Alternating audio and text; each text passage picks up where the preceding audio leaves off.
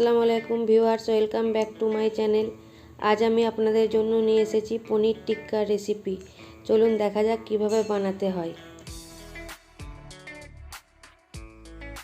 প্রথমে আমি একটা বাটি নিয়ে নিয়েছি। এবারে এটার মধ্যে হাফ কাপ টক দই, 1 চামচ আজওয়ান, 1 চামচ হলুদ গুঁড়ো, 1 চামচ কাশ্মীরি লাল লঙ্কার গুঁড়ো, 1 চামচ চাট মশলা, 1 চামচ গরম মশলা, 1 চামচ আদা রসুন বাটা, হাফ চামচ গোলমরিচের গুঁড়ো, 1 চামচ কসুরি মেথি, 1 চামচ নুন, 1 চামচ রোস্টেড বেসন।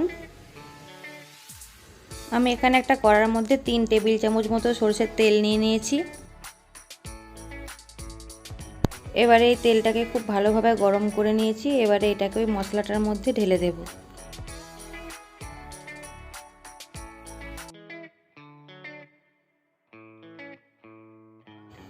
এরপর একটা হ্যান্ড উইস্কের সাহায্যে খুব ভালোভাবে সব কিছুকে মিক্সড করে নেব।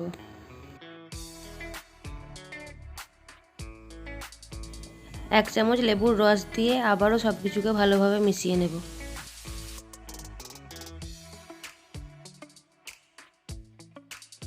এটার মধ্যে কিউব করে কেটে রাখা পনিরগুলি দিয়ে দেব।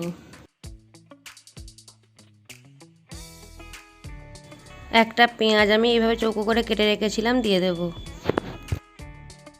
এবার এটার মধ্যে কিছুটা ক্যাপসিকাম কুচি, কিছুটা রেড বেল পেপার কুচি ও কিছুটা ইয়েলো বেল পেপার কুচি দিয়ে দেব। এরপর মশলার সাথে এই সব কিছুকে খুব ভালোভাবে মিশিয়ে নেব।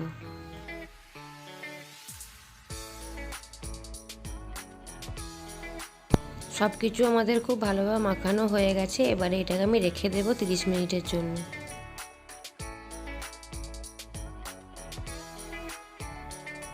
এরপর একটা স্টিকের মধ্যে প্রথমে আমরা বেল পেপার, পেঁয়াজ এইগুলো লাগিয়ে নেব। তারপর মাঝখানে পনিরটা দিয়ে দেব।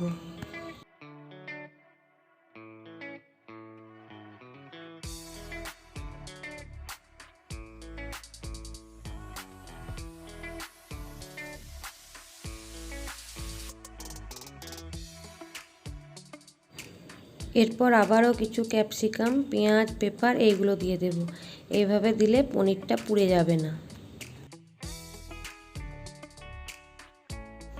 এইভাবেই আমরা বাকিগুলোকেও রেডি করে নেব।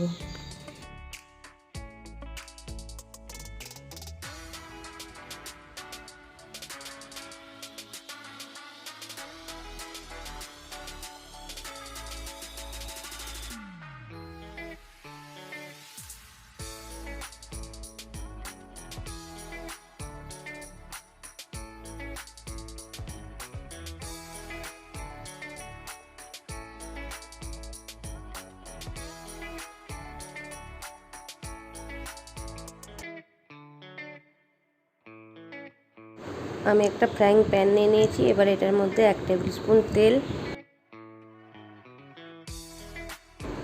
ও হাফ চামচ বাটার দিয়ে গরম করে নেব।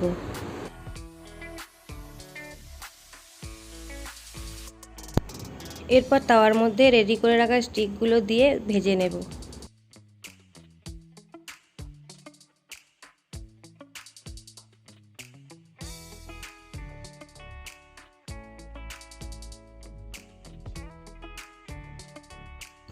এক দিকটা লাল হয়ে গেছে, এবারে আর এক দিকটা উল্টে দেব।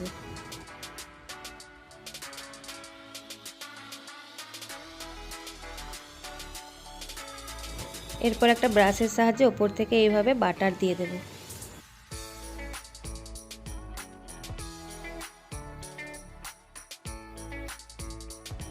এগুলো আমাদের ভাজা হয়ে গেছে। এগুলোকে আমরা এবারে তুলে নেব। এইভাবেই আমরা বাকিগুলোকেও ভেজে নেব।